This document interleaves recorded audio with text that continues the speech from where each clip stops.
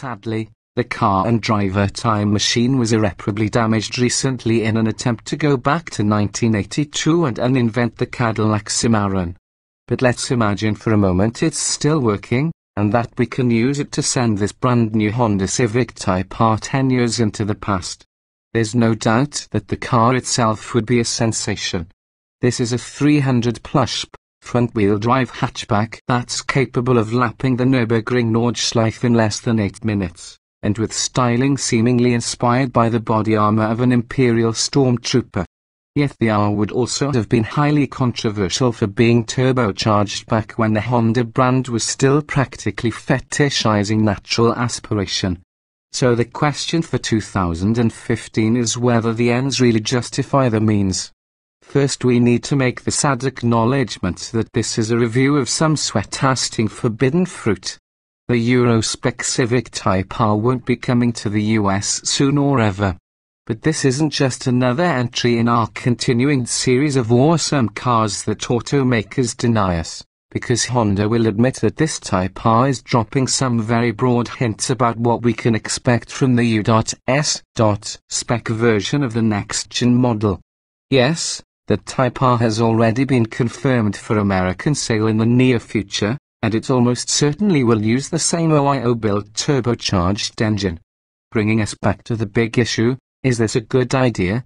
The growing ubiquity of forced induction among small-capacity engines means the idea of a turbocharged Honda isn't as shocking as it would have been a decade ago, but it still stands out as radically different. Outside Japan, the only turbocharged gasoline engine Honda has ever brought to market was the one fitted to the first-generation Acura RDX. And with so much of the character of earlier Type R models derived from the linearity of their power delivery and their ravenous enthusiasm for revs, the big concern is that this new turbocharged engine is going to be a very blunt weapon in comparison. The specific output is certainly impressive.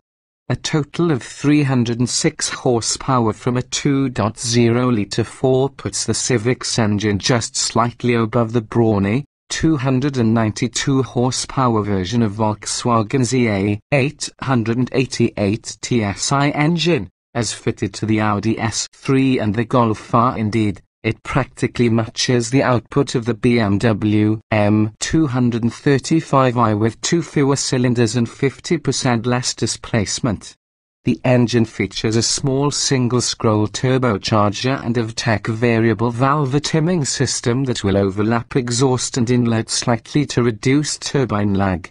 Much is made of the engine's ability to rev to a 7,000 revolutions per minute redline, with peak power coming online at 6,500 revolutions per minute, but that ceiling is a full 1,000 revolutions per minute lower than managed by the last Civic Type R.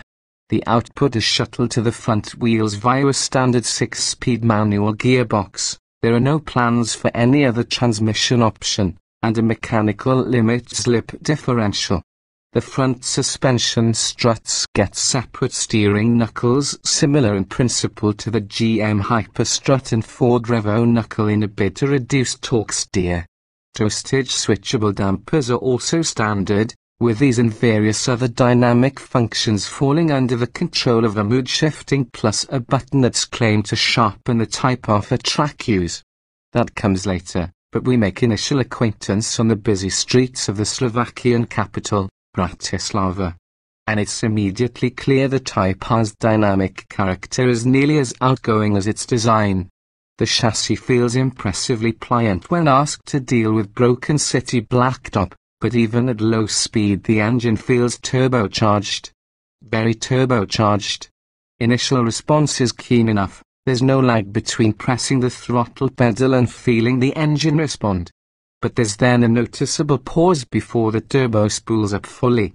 Even with a reasonable number showing on the rev counter, there's a proper and Ionithausen pause before the full boost arrives. There's lots of torque, of course, not a characteristic that defined any previous Type R, and the gear shift has a predictably nice mechanical action. Honda claims the 1.6-inch throw across the gate is one of the shortest on the market. There are absolutely no doubts on the performance claims. Having once seen Midnight Express, we stay in close proximity to speed limits when driving anywhere east of Germany, but a less imaginative colleague from another title reported seeing an indicated 168 miles per hour on a quiet stretch of divided highway. The R drones at cruising speed, with some low-frequency harmonics from the sport's exhaust, but once the turbo is spinning the engine pulls solidly all the way to the limiter, the arrival of which is flagged by a sequence of LEDs that light on top of the instrument binnacle. We get to cross the Austrian border without stopping. The former Iron Curtain is now marked by nothing more than signs and ramshackle customs sheds. And then, shortly afterward, the route takes us onto some proper mountain roads. The Type R's steering has been set up to make it feel responsive, and the initial turn-in is sharp enough to get us thinking of metaphors involving surgical instruments. It dives toward apexes with just a few degrees of steering input. Honda's Agile Handling Assist torque vectoring system also applying light braking pressure to the inner wheel to quicken things up further. The new front suspension seems to work, despite the abundance of torque. There's very little torque steer, even over rough surfaces. And as the front tires start to run out of grip, the mechanical LSD can be felt doing its thing and trying to pull the car back onto your chosen line. The brakes work well, the pedal weighting is good and it's well positioned for heel and to rev matching. In short, it's a very proper hot hatch. But it's also short on finesse. Neither of the two previous European Civic Type Rs would stand the faintest chance of being able to keep up with this one in a straight fight, but each also offered the chance to revel in both their linear power and the Nevergrobed moment when the tech cams shifted to the more aggressive profile.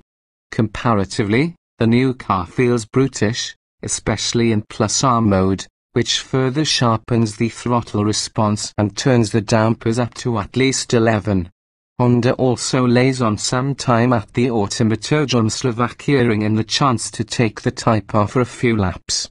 Most of what's true on road proves equally so on the circuit, although the higher speeds of the track make the engine feel slightly breathless as the limiter approaches.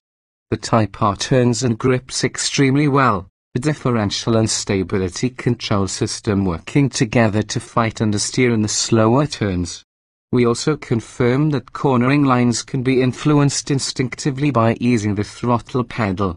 It's at home here, as its Nürburgring time suggests it should be. The Type R needs to be seen in the context of Europe's current crop of similarly powerful mega hatches.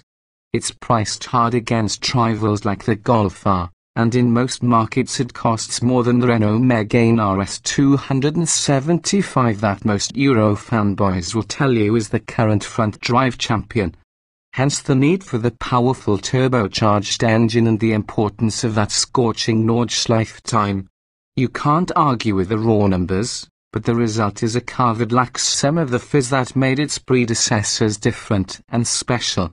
We leave Slovakia with the suspicion that this Type R might be a better car if it didn't try quite so hard. That said, we eagerly await its successor's arrival in America.